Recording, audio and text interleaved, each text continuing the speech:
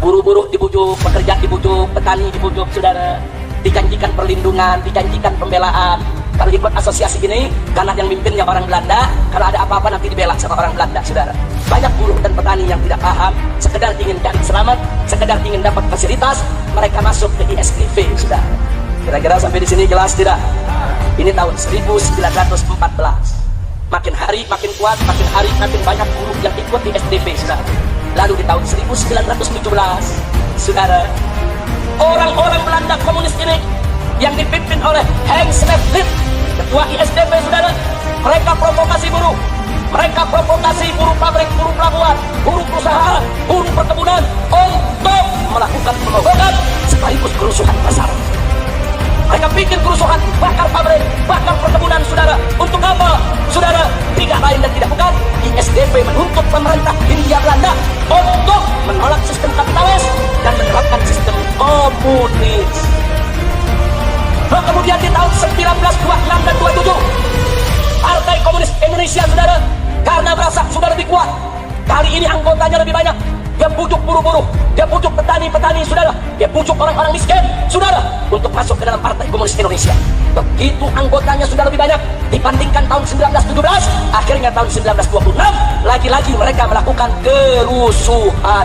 Mereka bakar pabrik, bakar perkebunan, bakar perusahaan, saudara. Mereka lakukan kerusakan di mana-mana.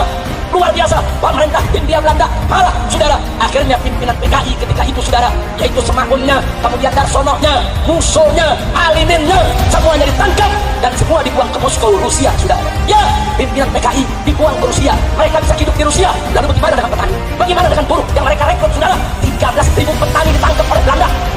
Puluhan mereka gantung, ratusan mereka siksa habis-habisan. Ya, dari dulu PKI senang mengorbankan rakyat kecil, mengorbankan buruh, mengorbankan petani, biadab. 13.000 petani buruh ditangkap dan dibuang ke tanah merah di Papua, di Riau sana, saudara. Puluhan digantung oleh Belanda di jalan-jalan, saudara. Yang dibunuh oleh Belanda, yang digantung oleh Belanda, petani kecil, buruh-buruh kecil, tapi pimpinan-pimpinannya Musso, saudara, Alimin, saudara, pimpinan-pimpinan kelas kakapnya, semua dipindahkan ke Moskow, ke Rusia, saudara. Kalau begitu petani dan buruh, saudara, dikorbankan tidak? Kalau begitu PKI jahat tidak? Zalim tidak? Biadab tidak? Takbir!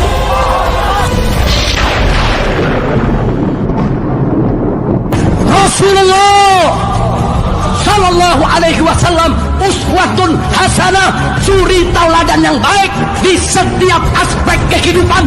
Sholatnya paling bagus, puasanya paling bagus, zikirnya paling bagus, zuhudnya paling bagus, tahajudnya paling bagus, aneka ragam amal ibadahnya paling bagus. Tapi sungguh pun begitu, Nabi tidak pernah melupakan untuk turun menegakkan amar ma'ruf nahi munkar, saudara. Dan Nabi juga tidak lupa untuk mencabut pedangnya, mengangkat senjatanya tatkala dibutuhkan untuk membela agama. Takbir! Mau tahu PKI? Mau tahu sejarah PKI? Baik, saudara.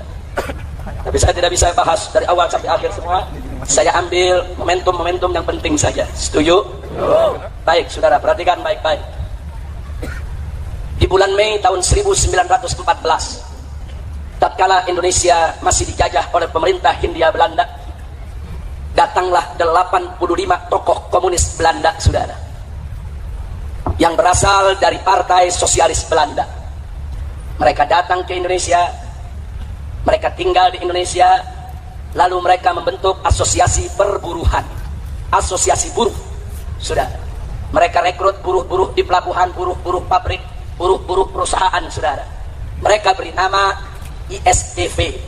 Itu dalam bahasa Belanda, saudara, itu singkatan dari Industri Sosial Demokratis Vereniging, saudara. Disingkat ISDV. Kurang lebih artinya Asosiasi Perburuhan Hindia Belanda. Nah, kemudian, saudara, setelah ini didirikan, semua pengurusnya orang Belanda, tapi anggotanya orang kita, saudara.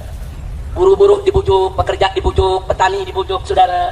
Dijanjikan perlindungan, dijanjikan pembelaan. Kalau ikut asosiasi ini, karena yang mimpinnya orang Belanda, kalau ada apa-apa nanti dibela sama orang Belanda, saudara. Banyak buruh dan petani yang tidak paham, sekedar ingin cari selamat, sekedar ingin dapat fasilitas, mereka masuk ke ISDV, saudara. Kira-kira sampai di sini jelas tidak? Ini tahun 1914. Makin hari makin kuat, makin hari makin banyak buruh yang ikut ISDP, saudara. Lalu di tahun 1917, saudara, orang-orang Belanda komunis ini yang dipimpin oleh Hans Neeflet, ketua ISDP, saudara, mereka provokasi buruh. Mereka provokasi buruh pabrik, buruh pelabuhan, buruh perusahaan, buruh perkebunan untuk melakukan pemogokan sekaligus kerusuhan massal, saudara. Mereka bikin kerusuhan, bakar pabrik, bakar perkebunan, saudara. Untuk apa? Saudara, tidak lain dan tidak bukan, ISDP menuntut pemerintah Hindia Belanda untuk menolak sistem kapitalis dan menerapkan sistem komunis. Jadi di Belanda itu ada dua kekuatan, ada kekuatan kapitalis, ada kekuatan komunis, saudara. Mereka mau ganti kapitalis, harus dirubuhkan, ganti dengan pemerintahan komunis, saudara. Kira-kira jelas tidak? Hati-hati, catat baik-baik. Saat itu ISDP melakukan kerusuhan sosial terhadap Belanda bukan untuk kemerdekaan Republik Indonesia. Saya ulangi sekali lagi, bukan untuk kemerdekaan Republik Indonesia. Mereka hanya bikin kerusuhan sosial untuk menggulingkan pemerintahan kapitalis Belanda menjadi pemerintahan komunis Belanda, saudara. Artinya kerusuhan itu hanya untuk kepentingan komunis Belanda, hanya untuk kepentingan PKI Belanda, bukan untuk kemerdekaan Republik Indonesia. Kira-kira jelas tidak? Kenapa ini perlu saya garis bawahi? Sebab anak-anak PKI yang ada saat ini di mana-mana sesumbar. Dulu kami pejuang, dulu PKI berontak kepada Belanda. Dulu tahun 1917 kami berontak, kami bakar pabrik, kami bakar perkebunan, kami bakar itu perusahaan, kami pejuang-pejuang yang berani, kami pahlawan. Banyak anak muda kita yang tidak paham, percaya kalau PKI pahlawan, saudara. Saya mau tanya, tadi kerusuhan itu terjadi, saudara, untuk kemerdekaan Indonesia bukan? Untuk kemerdekaan Indonesia bukan? Bukan. Untuk kepentingan komunis. Begitu mereka bikin kerusuhan, akhirnya tokoh-tokoh komunis Belanda tersebut ditangkap oleh pemerintah Hindia Belanda dan dikembalikan ke negeri Belanda, saudara. Kecuali beberapa gelintir orang-orang Belanda yang dianggap tidak terlibat dalam kerusuhan. Sisanya semua dipulangkan, termasuk Hans Neeflet, ketua ISDP, saudara. Tapi ISDP nggak dibubarkan oleh Belanda, saudara. Kenapa nggak dibubarkan? Sebab Belanda lihat ini anggotanya udah banyak, ada di mana-mana. Sayang kalau dibubarkan. Tapi Belanda ingin ambil alih agar Belanda bisa menguasai para buruh dan para petani, saudara. Singkat cerita, masuk tahun 1920, saudara.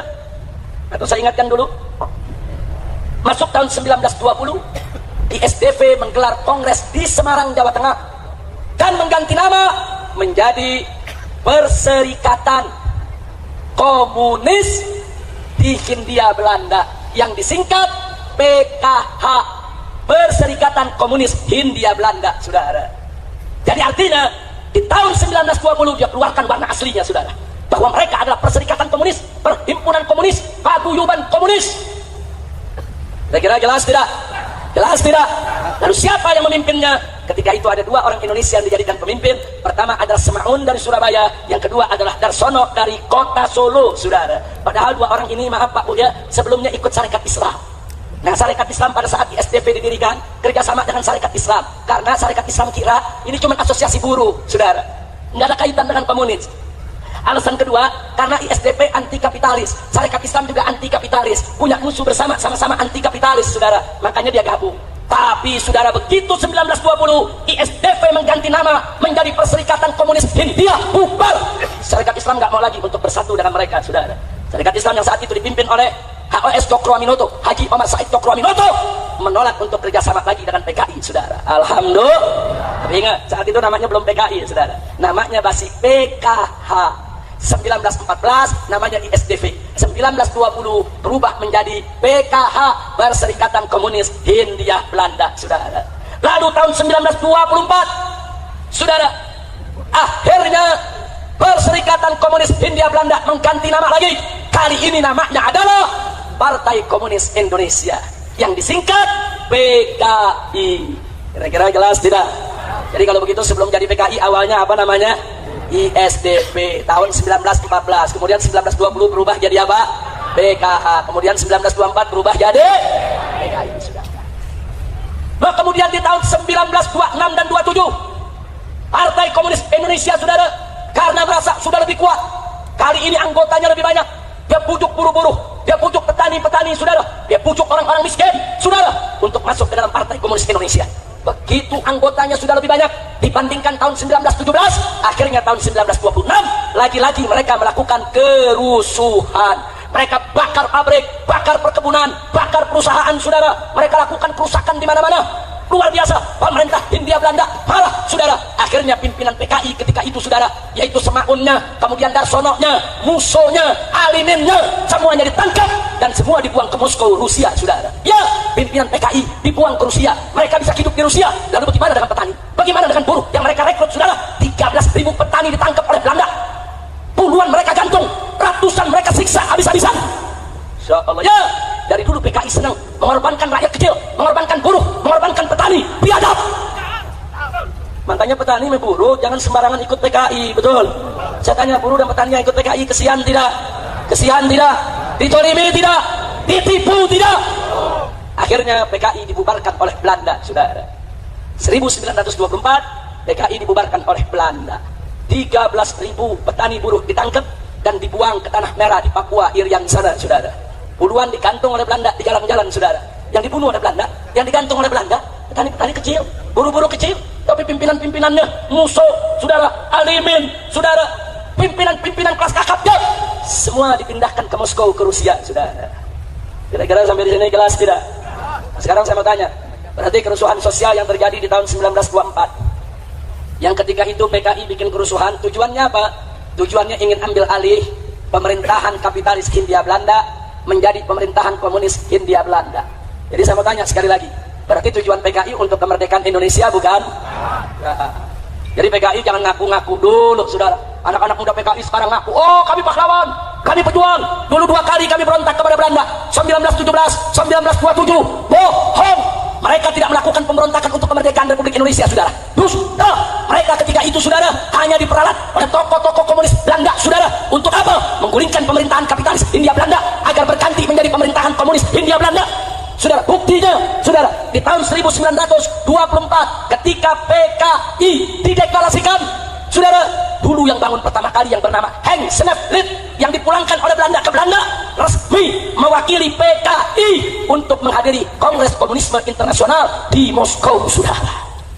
Seluruh tokoh komunis Belanda menjadi anggota PKI dan mewakili PKI hadir Kongres Komunis di Jerman, Kongres Komunis di Cina, Kongres Komunis di Moskow, Uni Soviet, saudara. Ya, PKI telah menjadi jaringan komunis internasional sejak tahun 1924, saudara. Makanya tahun 1927 begitu dia melakukan huru-hara, dibubarkan oleh pemerintah Hindia Belanda, saudara. Kenapa? Sebab pemerintah Hindia Belanda adalah pemerintahan kapitalis yang bekerja sama dengan Amerika Serikat dan tidak mau berkiblat kepada Cina maupun Uni Soviet, saudara. Kira-kira jelas tidak? Nah, sekarang saya mau tanya sekali lagi, kalau gitu PKI berontak kepada Belanda untuk kemerdekaan Indonesia, bukan? Untuk kemerdekaan Indonesia, bukan? Kalau begitu petani dan buruh, saudara, dikorbankan tidak? Kalau begitu PKI jahat tidak? Zalim tidak? Biadab tidak?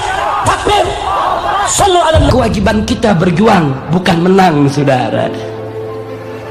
Intinya jalankan saja perjuangan. Menang kalah urusan Allah.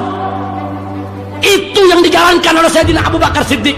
Karena keimanannya yang kuat, keikhlasannya yang luar biasa, ketakwaannya yang tinggi, Allah berikan anugerah berupa kemenangan.